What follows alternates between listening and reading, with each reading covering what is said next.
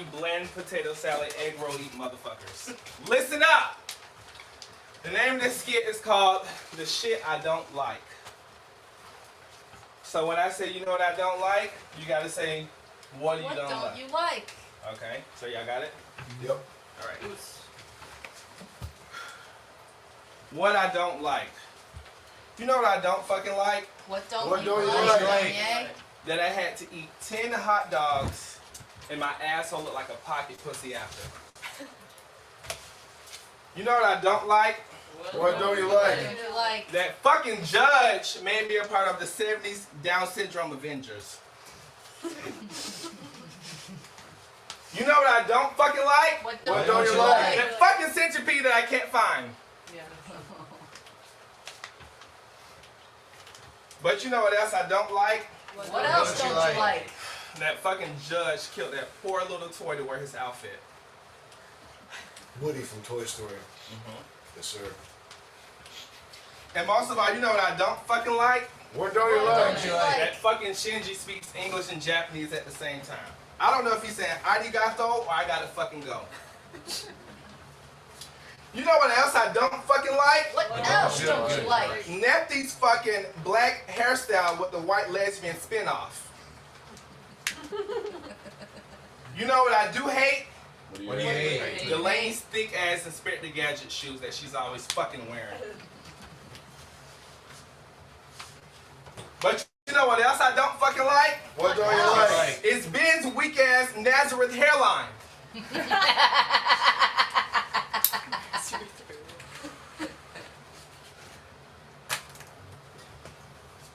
And last, it's not over, but it's You got just 8 minutes left. yeah. All right. So I'm not done. This just says last but not least, but I'm just letting you know I'm not done. Copy. Okay, cool. You know what else I can't fucking stand? What else can't you fucking stand? It's Tayleigh's thin ass Yzma from Emperor's New School body.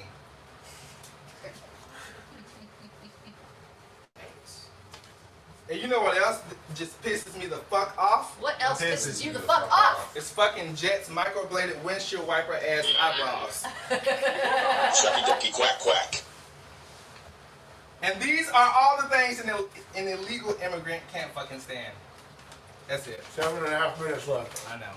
Just improv it. You know what else I can't fucking stand? What What else else can't can you you fucking stand? stand?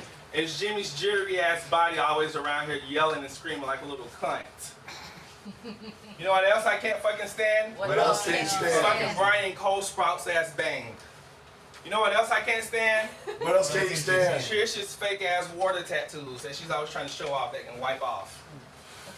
You know what else I can't fucking stand? What I else? don't know if the cameraman is a Mormon or a fucking Quaker how tight his shirt is buttoned up.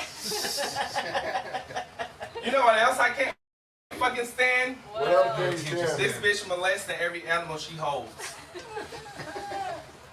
You know what else I can't fucking stand? What else can you stand? It's Nefty's fucking overbite. Can't stand it. Do you know what else I can't stand? What else can you stand? That fucking bald spot and Ben's head is getting more shine and light than me. You know what else I can't fucking stand? What else can you stand? Jimmy's ugly ass Kazakhstan outfit that he's wearing. But you know what else I can't stand? What else can you stand? Okay. Let's see. Tayleigh, you look like no. You're the edgiest Forever 21 employee I've ever seen. Oh, good, yeah. Nifty. Why did you tell me earlier that you fucked a 16-year-old when you were an adult? That was fucking crazy. Shinji, you're cool, honestly. I don't have anything to say to you. I said I dated a 16-year-old. Alright. I just spit space. Duan'ye, you talk too much. Why do you do that? TJ, I don't think you're funny at all. Aww. Brian, you're a beta cuck. You're also a beta cuck. Actually, Shinji's the only alpha in the house.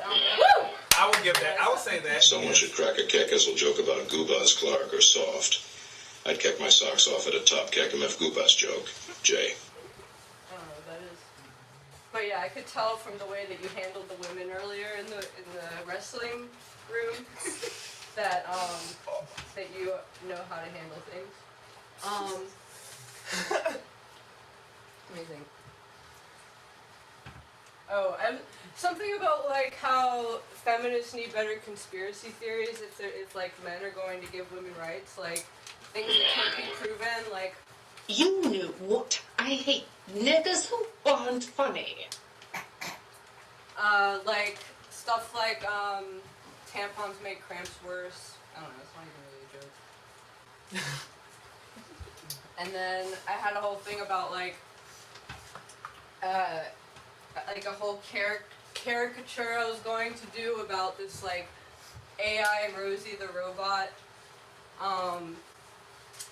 Basically for like the modern man, like here's your goon, some shit about goon caves. I don't know. That's all I got.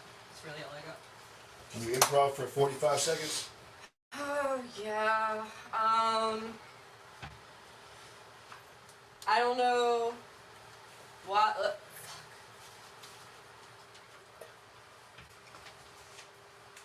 Why am I here? Why am I here? This is like truly hellish, and I'm really glad that I got here right as I was getting sick to make as many of you people sick as possible. That makes me feel great. It's very heartwarming. That's it. Good job. Alright. What an honor to be on this show. The show is absolutely insane. My time here is something I'll never forget. Like when I signed up for this competition, never have I ever imagined that judge would give me a fucked up haircut to make me look like Nifty over here. People really have the audacity to compare me to the nutcase that looks like she got her head put through a weed whacker. Thanks, Judge.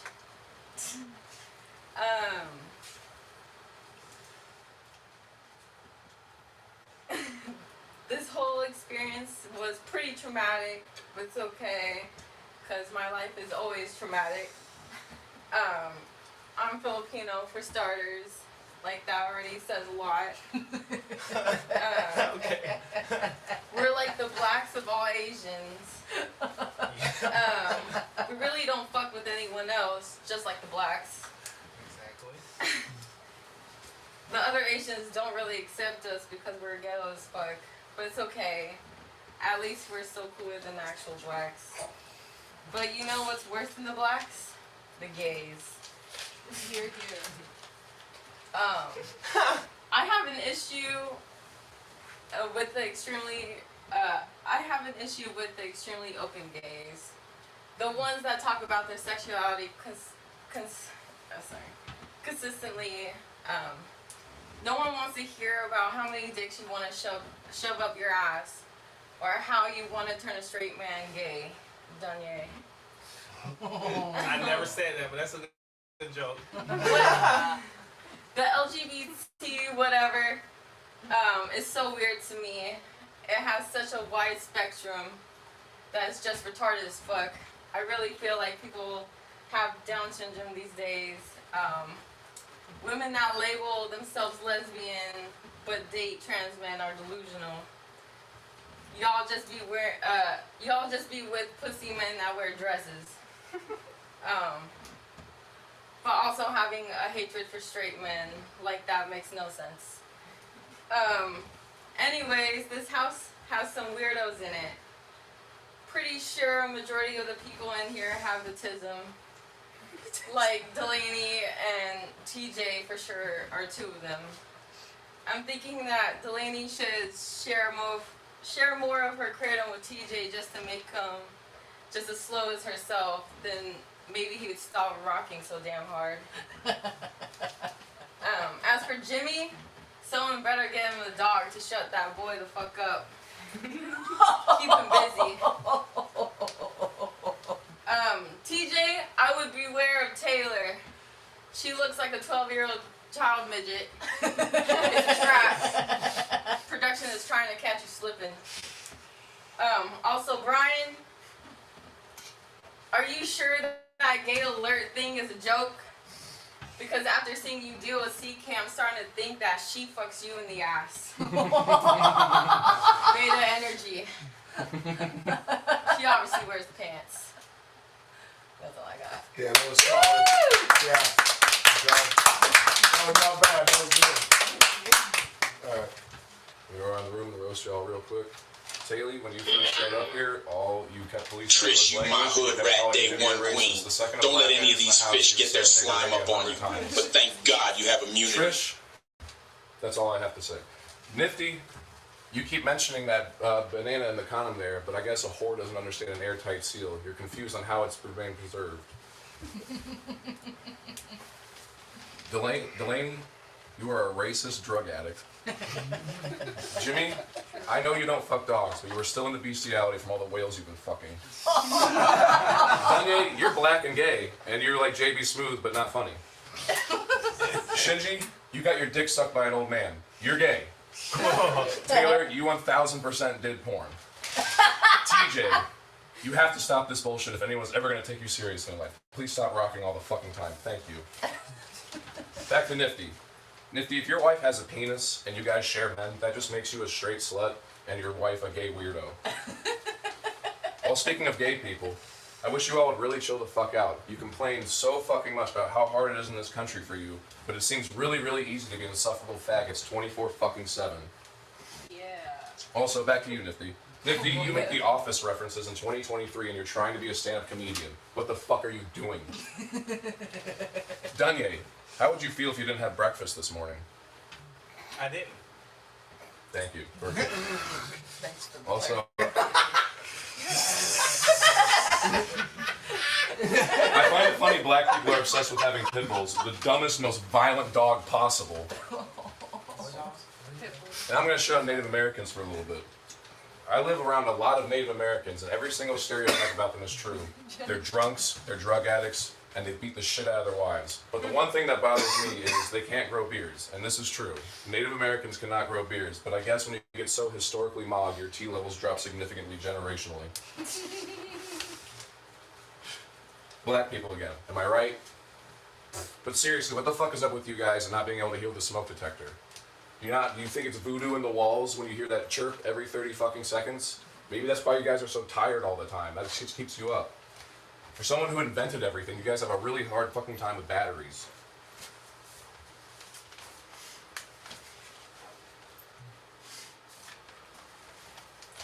Anyone here ever watch that Avatar show? You like the Avatar show? The Last Airbender, right? Yes, The Last Airbender. Oh, of course. You know, I thought they could have a missed opportunity there with being able to bend bodily fluids. Aang should have been a gay man, and it should have been called Fagatar, the last ass bender.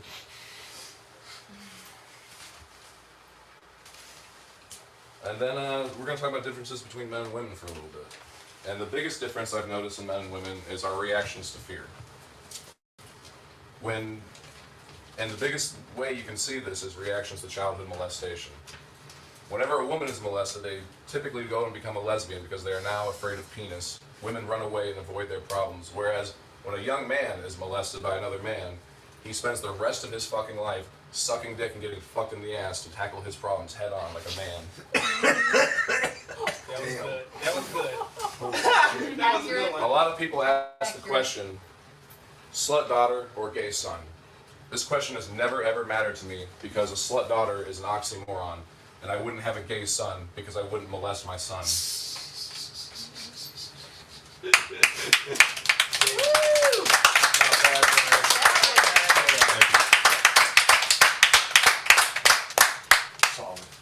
Boogie. So, how are we doing? Good. Great. Like him in the fucking fucking peanut gallery. You don't understand. They will make you do anything. They will make you do stand-up. They will make you pay rent on time. So, being in this house for the time that I have is really giving me the perspective of what it must feel like to be in prison. In terms of physical environment, I've had no direct sunlight or fresh air on top of rationing food, but that's not all. While being in here, I've seen a girl go into psychosis and get sent to solitary, met a Kensington resident, and a gambling addict, witnessed the beginnings of a race war. My cellmate has a face tat, and I'm being preyed on by a depraved butch who's probably Jewish. All prison rape jokes aside, I want to talk a little bit about my past. I come from a small, traditional Texas town named Stephenville, Texas. In Stephenville, we get up every Sunday morning for church. We make sure the cows, the chickens, and horses are fed, hang out at the Coffee Cup Cafe, all starting with K. And we also like to do a little ceremony where we dress in long white robes with pointed hats, hold hands in a circle around a cross, start a nice cozy fire, and chant about people like Duan'ye. I call that a circumflex. Even though I listed some of the Stephenvillian traditions, there's one that I cherish the most. While the men are out working the horses or harvesting the crops, us women like to make sure there's a nice warm meal on the table every evening for our sweethearts. But if there isn't, the working men know and make damn sure there's a nice warm ass whooping waiting for the woman who failed to do her job. But I'm sure Jimmy already knew about that tradition. Oh, that was a good one, yeah. And you may be asking, why would she say that about women? Isn't she a liberated dommy mommy who hates men? To answer that first question, I say that about women because I know women are biologically lesser than men, and in my opinion, we belong in the kitchen. The greatest thing a man could ever tell me, and it sounds like music to my ears, is make me a sandwich, bitch. And as for that second question, I don't hate men as much as I hate women. I've been wronged, bullied, and swindled by more women than men in my life. All women sit and do is complain about problems they say are caused by men. But who causes the men's problems? Women do. Which is why Jimmy is the ultra mega Chad for what he did during the triathlon. I am a strong woman beating supporter myself, and I 100% agree that a woman really does need a good slap to the face and needs to be told to shut the fuck up. Speaking of shutting the fuck up, what's the deal with Jewish people? And that's all I got. Alright, thank you. Alright. So now, Christmas break. A festive time for friends and family, and displaying your love for them by paying out the ass for whatever new gizmo an algorithm told them to buy. Now, and of course, let's not forget there's no better way than to celebrate the birth of our Lord Christ than drinking yourself nearly to death and miraculously rising the next day. Now, my friends and I, freshly 21 and stuck at home, we pondered as to how to keep up with these Yuletide traditions. Then, with much deliberation, we came up with what better way than to go to the casino. Now, this thought made me shake even more than I usually do. To go to the casino, I don't know, just imagine just going to the casino. It's on par, you know, to lose money at the casino, but seeing me shake all around and asking these seasoned gamblers what good hand there is, and you know, that I might as well just be walking in with a shirt that says "Rob me." So, but thankfully, I am blessed with a gambling grandfather whose digits are flattened by years of mashing buttons, and hands are stained with the suits of the cards that rarely ever leave his hands. So naturally, I come I go to my grandpa's for a visit to beg for any chance of me looking less like a fool than I already am. So, but when I ask him this, he sort of stiffens, becomes statuesque. His milky eyes, they go wide. He's looking at something, but whatever it is, it's not there. And his dry, wrinkled lips speak. When I was a police officer back in Detroit, 1967, down at Woodward Avenue, I was called for riot control. There was lines of police cars. I was there with my fellow officers. We had cold, hard guns in our hands, and the summer sun beat down on us. There was 3 men of hose connected to fire hydrants leaking, eager to be released. And down their guns stared on a crowd, a black one. There were men, women, and even children. And they all had fire in their eyes. They all spoke with a chant. They all waved the same signs. Black liberation, all white, no rights. They were one. They were unison. Even amongst the crowd, there was white students around your age. Their voices spoke the same cadence. They carried the same signs. They might as well be the same. But through all this chanting, this righteous talk, a squeal rings through. Cease your discourse and face the consequences. Still, the fire did not flicker in their eyes. They stayed strong. They didn't even move an inch. Now the officer who said that was right next to me.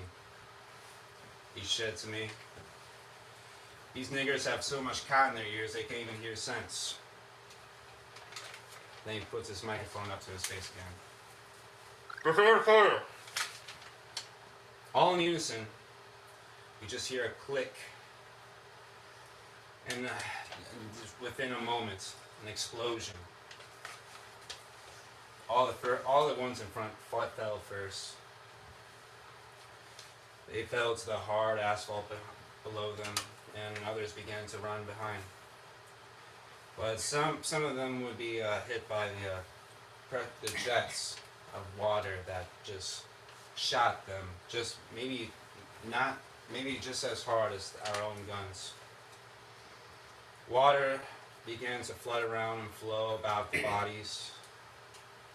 It was starting to mix with red, bloody bodies, gasping for air, with holes through their carcass. There was limbs, fingers floating all about, surrounding them. The men, the women, even the children, they were all cut down the same. Even the white ones, they laid their blood-soaked lips, begging for any help. Their blood mingled with that of the blacks, which they called brothers and sisters. Their cries mingled with theirs as well. I met the eyes of everyone I shot. I saw when my bullets penetrated them. I saw the holes that I made. I saw the blood seep through them. And I saw when they fell, and I saw the last puff of the last breath they took. I wanted to help people. I was a police officer. But that day I was a butcher. Now, my grandfather telling me this. I just, a silence like I've never heard before fell upon me. The coldness of winter seemed to creep into the room with us. I didn't know what to say.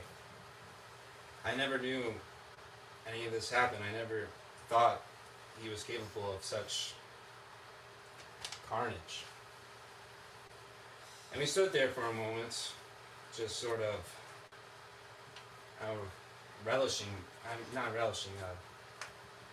basking in this moment. Finally, I found the strength to say something, as something definitely needs to be said, and I asked, Grandpa, why would you tell me something like that? Then he sort of relaxes a little. His bones start to get strength again. He looks me in the face, and he leaves this despairing state, and he just responds, "Never bet on black."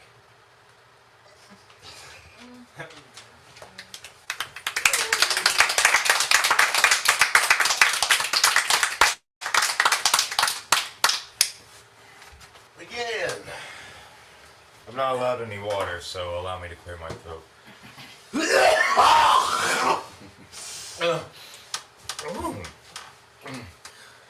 Before I begin, I brought a tool here. This is my anti-heckling tool. It's also my anti-Nifty mask.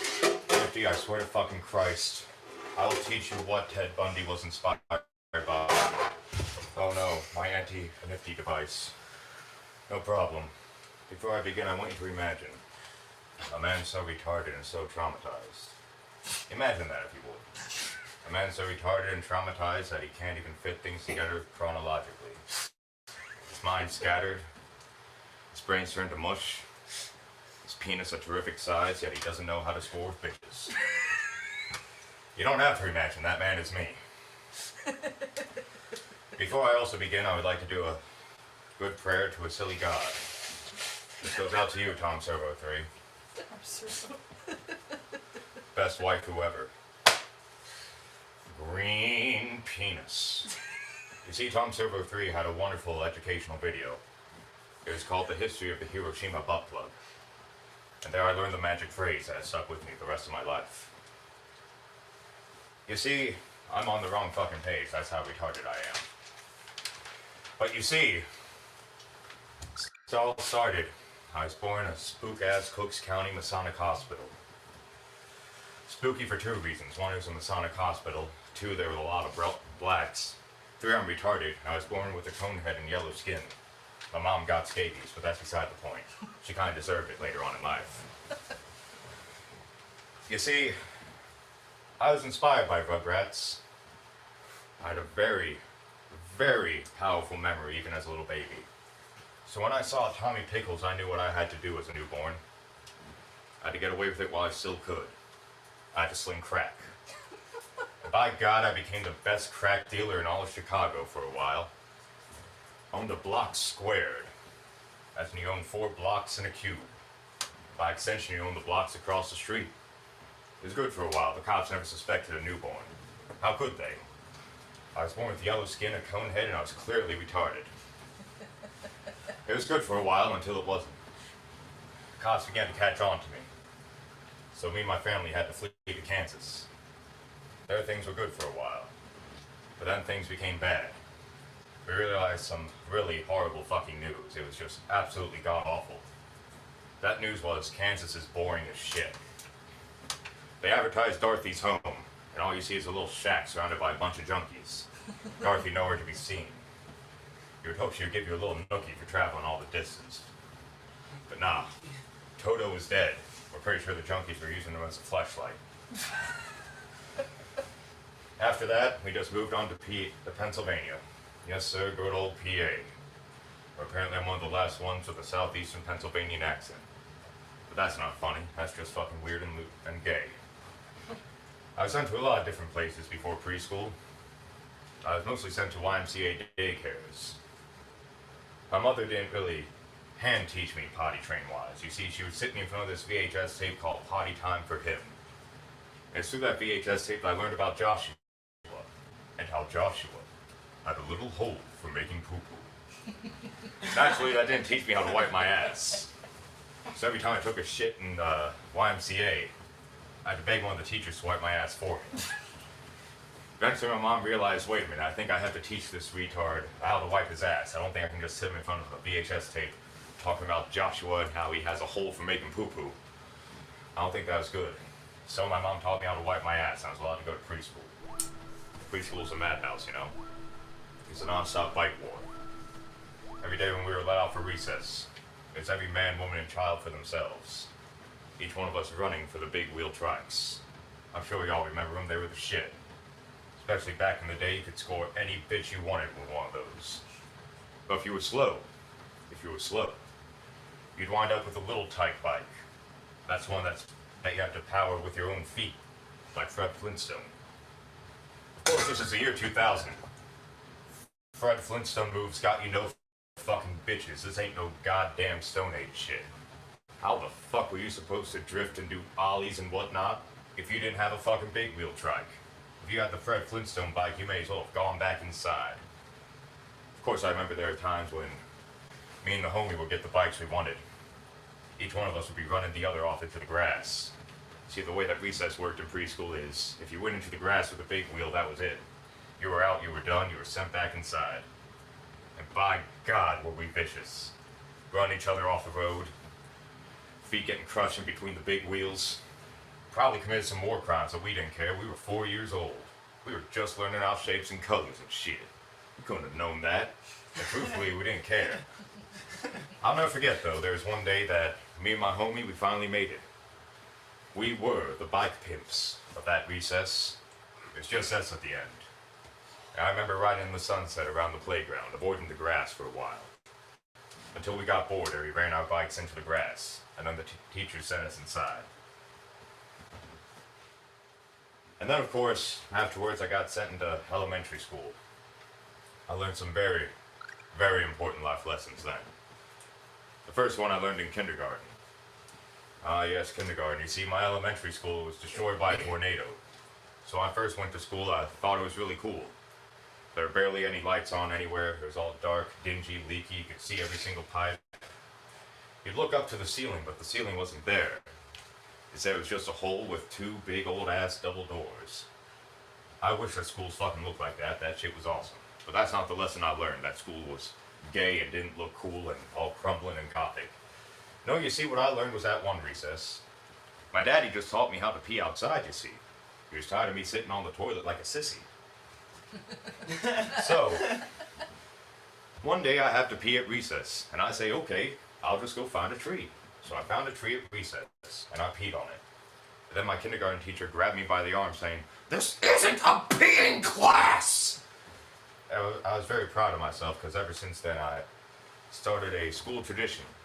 You see, each new generation of school students that goes to the elementary school that I went to and got suspended from in first grade, but I'm not telling that story now. You see, each generation of students avoids that tree. It's the pea tree, you see. It's like the cheese touch, but just a tree covered in my piss. Even though I got in trouble that day, I still hold pride for that. I started a tradition that no one else could have done. All because I decided to pee on a tree one day at recess. But then first grade came around. In first grade, I learned an even harder lesson. You see, I had a good friend of mine in first grade. We were all crackheads. In fact, we were the teacher's last class, 7 boys and no girls. Now, I saw him being bullied and mocked by some mean kids who were giggling at him. So I ran up to the smaller one and I kicked him in the back. And then I turned and ran, and he pushed me. Now I thought to myself, alright, I'm going to stick my arms out to the side. I'm going to become the little airplane that I could, just like in that Sesame Street shit, you feel me? I was up there for what felt like hours. The goal was, as I would glide, turn around, and kick him in the face. And I just remember, in a matter of minutes, what it felt like. watching my shadow slowly but surely approach the ground.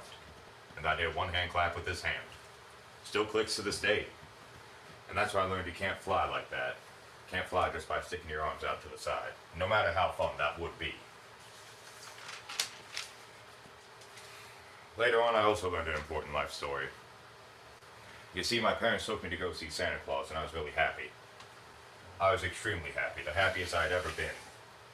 I was grinning here, and I was going to sit on Santa's lap, and I was going to ask for a box of puppies. No dog fucking jokes, please. I don't like them like that. And you see, I remember I got onto Santa's lap, grinning from ear to ear, and he looked at me, he said, "Ho, ho, ho, ho, what a fucking queer!" And he punched me right in the face off his lap. BAM! After that, I learned I can't be smiling like that anymore. That Christmas, Santa came into my house, in my halls, you see. He didn't deck them, though, he dicked them. My walls were covered in semen Christmas morning. My parents yelled at me and said maybe if you weren't such a faggot, Jimmy, this wouldn't have happened. So I really stopped smiling after a while. My father also raised me to worship an Easter critter, but not the Easter bunny. He let me know that rabbits were weak and immoral because they fucked anything that moved. In fact, the only reason one male rabbit will go into another male rabbit's home is to bite off his testicles, to ensure that his seed is the only seed that goes throughout the rabbit colony. But I'm getting ahead of myself. You see, my father taught me to worship the Easter monkey. He said, now that's a strong animal. You don't fuck with the Easter monkey. You don't be a bad boy for Easter with no Easter monkey. Oh, no, sir. No, sir. I'll never forget telling my friends. They were all down with it, you know. They all knew the importance of the Easter monkey. I told them what my daddy told them. They knew I was telling the truth. Except for one. He kept dissing the Easter monkey, saying, oh, what's he gonna do? Just screech and throw his poo-poo like all the other monkeys do out in Detroit? And I said, no, it's not that kind of monkey. And he ain't gonna throw his poo-poo. Please, my brother in Christ, do not blasphemize the Easter monkey. But he kept on doing it. He kept roasting that Easter monkey. And the Easter monkey paid him a visit. And well, he got what's called Connecticut chimped. Does anyone know what it means to be Connecticut chimped? I do. Well, you see, there's a woman one day, and she had a friend with a chimpanzee for a pet. The friend said, hey, help me lure my Z with this banana. So the woman approached the Connecticut chimp, and the Connecticut chimp chimped her, ripped off her face. My friend wasn't so lucky. His version of getting Connecticut chimped was having his face ripped off and all his limbs ripped off. I told that man, don't make fun of the Easter monkey. He didn't believe me. He's still alive. He's just a potato that cries and moans a lot. But I keep reminding him, you asked for this. I warned you, but you didn't listen. You see, as a child, believe it or not, production has the proof. They can show you the proof. As a child, I sounded like a masculine lesbian. Fortunately, my voice changed in middle school before we learned what masculine lesbians were in sex ed class. Otherwise, I would not have heard the end of it. Of course, when puberty hit, I stopped sounding like a masculine lesbian. And I stopped looking adorable. So the big titty bitches stopped giving me hugs at the store, thinking I was just all so cute. Instead, my voice changed. My facial expression changed. And I looked like Anton Chigurh. I also learned that having a deep voice in modern age doesn't guarantee you no pussy. The women at my school were mean, calling me stalker, rapist, pedophile, just because of how I looked and sounded. Of course, eventually I went to the outside world and realized that most of them were a bunch of inbred, ugly cunts. Hideous inside and out. And that they really weren't shit.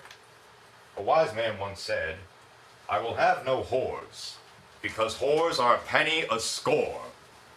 That means that 20 of them bitches were only worth 1 penny. That's a pretty replaceable rate if you ask me, ladies and gentlemen.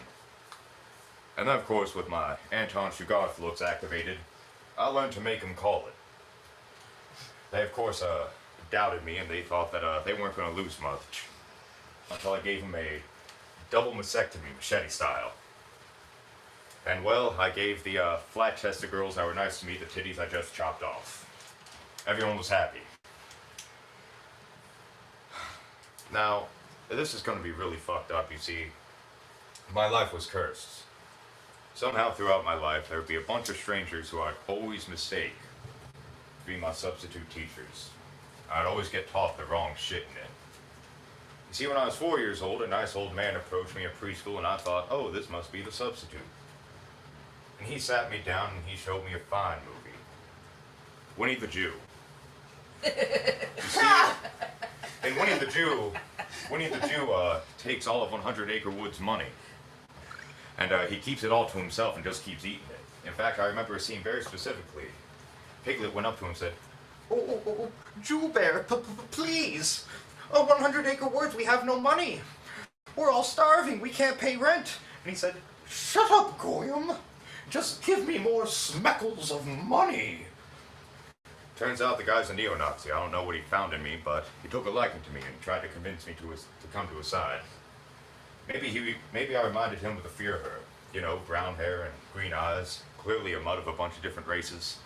But that's not the worst of it. You see, in 2nd grade, I thought I was also talking to a substitute teacher. Some sweet little old lady. Didn't smell bad, reminded me of my grandma. She sat me down and she showed me Gilligan's Asshole. It's just a gay porn version of Gilligan's Island. I'll never forget the theme song. Skipper wanted Gilligan's tail, his pants he did unzip. That big fat homo was too large, he crushed little buddy's hip. Later on, that brought back a lot of trauma.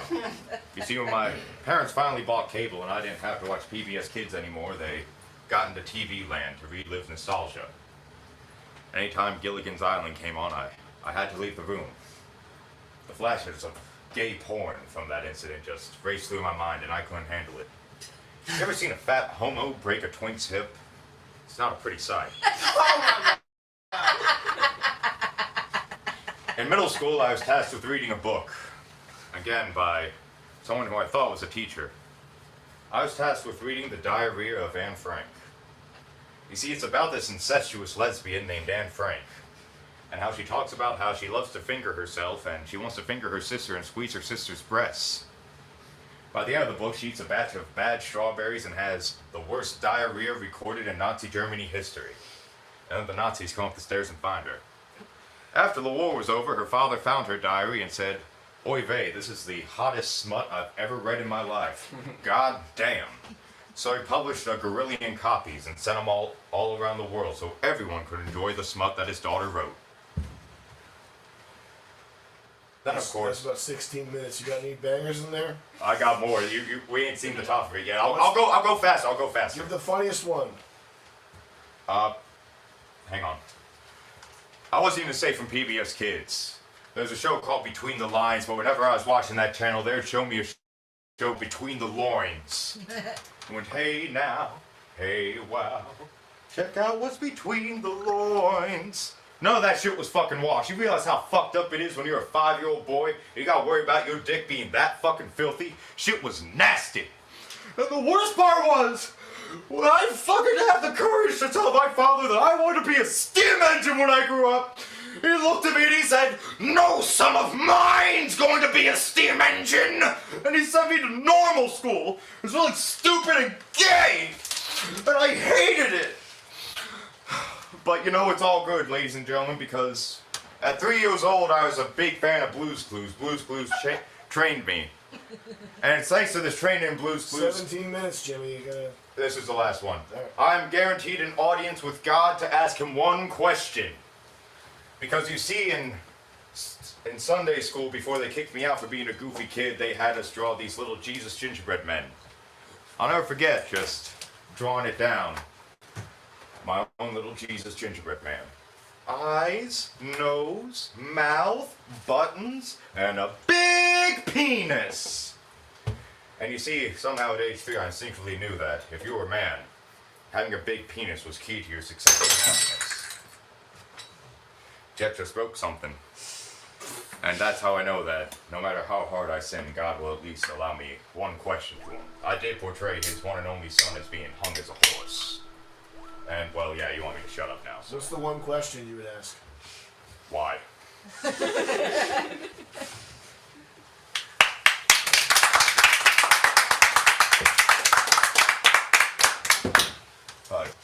So when I first heard about this challenge, I had no idea what I was going to talk about for a whole 10 minutes. Then I realized the most retarded schizophrenic man is in the room with us right now, Jimmy. Not only is he known for his fucking dogs, which has to have some sort of truth to it, since he even said he knows exactly who's saying those rumors and knows them personally. Also, has anyone noticed how he whistles around the house? I think it's because it's the closest thing he can get to a rape whistle in here. Also, he also somehow has to add sexual comments to everything. Did everyone forget how he leaned close to my ear and whispered how he's a little sub and wants to be dominated? No. He's such a sub, I feel like he would cover himself in meat and mayo and let dogs have their way with him. Then during the interview I had with him, he talked a lot about wanting to tie girls up with him and being the Dawn. Right before the smoking challenge, he literally begged me to slap him so he can get into the right mindset. I know, I get you have mommy issues, but please don't take them out on me.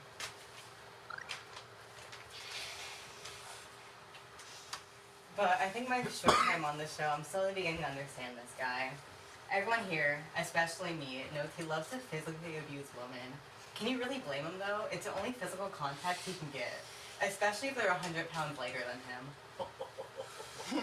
I mean, even if there's money on the line, no girl wants to touch him.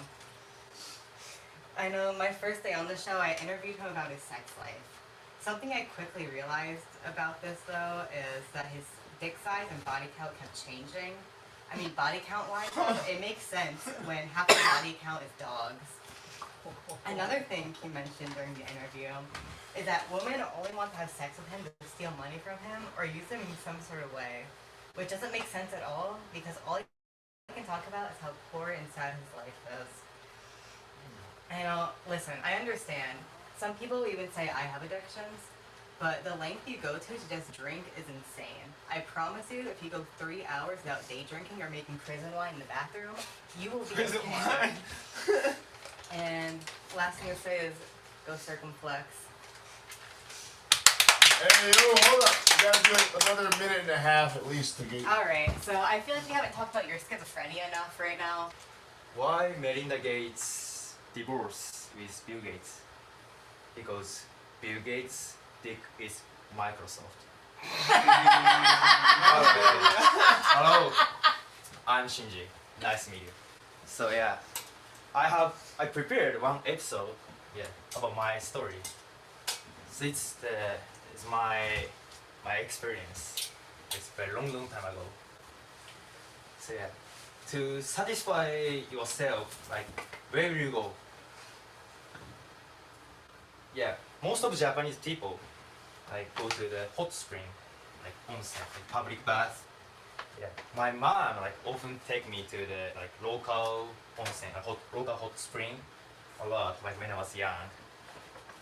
Yeah, and when you are younger than the 8 years old, like you can take your children, like I mean other age. Yeah, you can take your daughter, like if the daughter was younger than 8 years old, and obviously also. So then, like my mom often took me to like female bathrooms. Yeah, like until I growing up to the more than 8 years old. Then, so yeah, Japanese hot spring has so many variety, like calorie bath, or like carbonated bath, or like sauna also. But then there is a one like the type of the hot spring is it's the like jet air bath, like it's like in the bath like there is a jet bath like that. It's for a massage like shoulder or like back or like whatever. But for me, like when I was young age, I didn't need any like massage. So I just enjoy the like feel like the Superman like that because I can float because I was so light. I continue to do that, but one day I noticed like when you put the dick in the jet bath and take time, then you reach the very good feeling.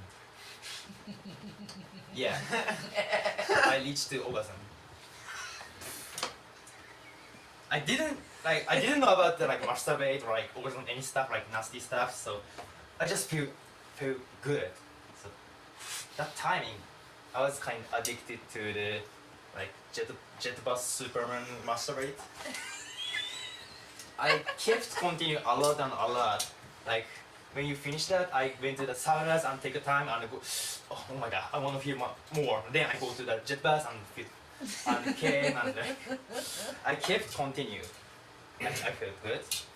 One day, like so I pretty like amazed. Like this is amazing. Like I should tell. I have to tell to my like everyone. Like then I told like my mom. Oh no. Like, hey mom, if you put the penis in the jet bus or airbus, like you make me feel good.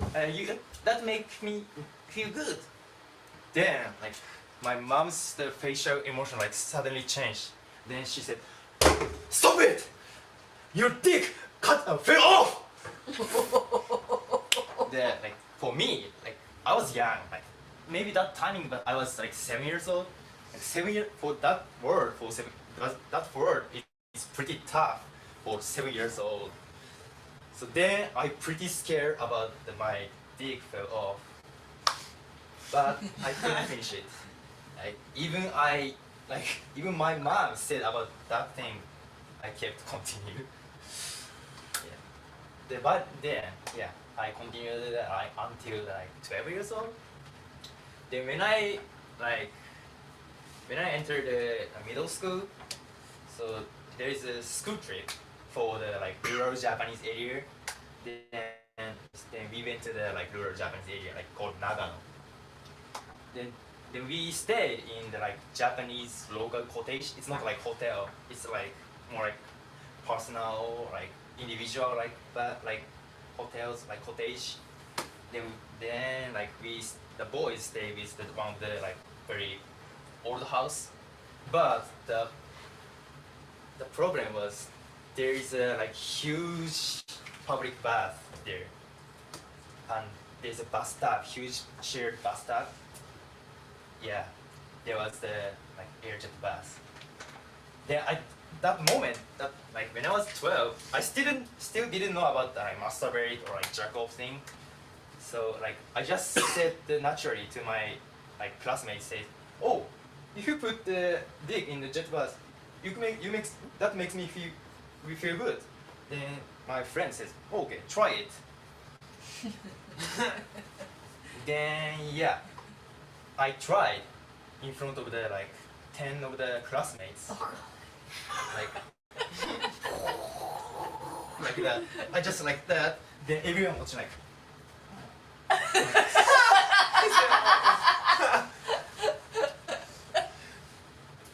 Then like 10 minutes, not 10 minutes, 10 seconds later, I come. Actually no, maybe not so fast. Not so fast. Maybe it takes 2 or 3 minutes. Then I came.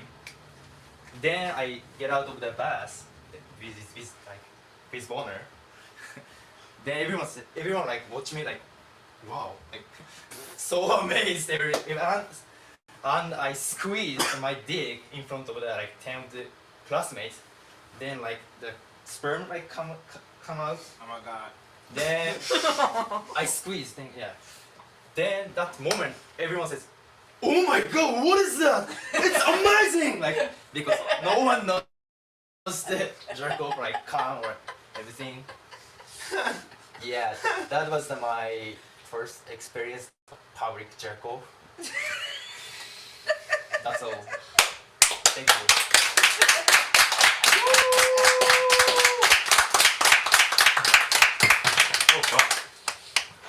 Alright, y'all. Well, that's it. We're going to reconvene in the basement. We'll be back up to kick one of y'all off our show.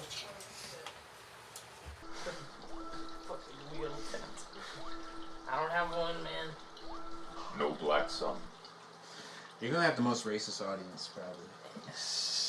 Yeah, but honestly, if you're in with the racists, like, they are. Set of the night. We have 4 people compete.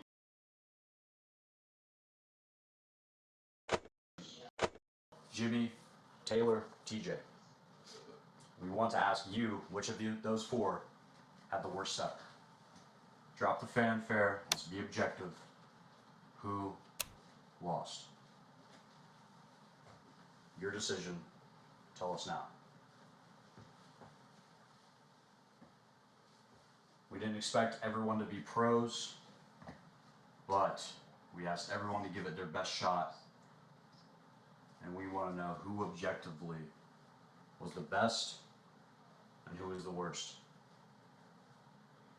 That's the question I'm asking you guys. Take a moment, deliberate. Your grandmother and your mother and your brother and your entire family that are also watching, maybe give them a call and talk it out. Let's get a vote from everyone watching. Whose set was the worst? That person's going to be going home tonight. Choose wisely. We'll be back to issue what you choose.